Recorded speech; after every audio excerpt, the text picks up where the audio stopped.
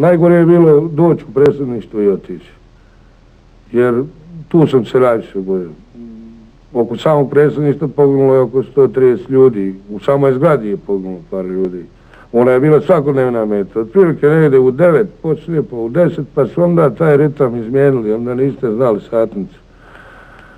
Često smo se bacali po podovima i u mojoj kancelariji 3 puta smo mijenjali stakla i tako dalje. Jednom sam bio u kancelariji Mirka Pejanovića kad smo zasuti bili s kompletnim gelerima. Nekom čudom smo ostali čitavi. Faktički bio to, ja ne kažem, kažu ruski rulet, ne, to je bio bosanski rulet, sarajevski rulet.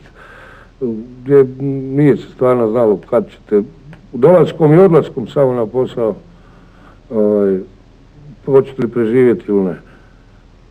Ali postoje neki inat, na kraju moglo se i da se i ne ide, moglo se i naći negdje i druga lokacija, ali nekakav inat je bio, imao bi se osjećaj da smo kapitulirali ukoliko ne bismo došli u tu zgradu i došli na neki redovni posao. Bilo ne ponovilo se.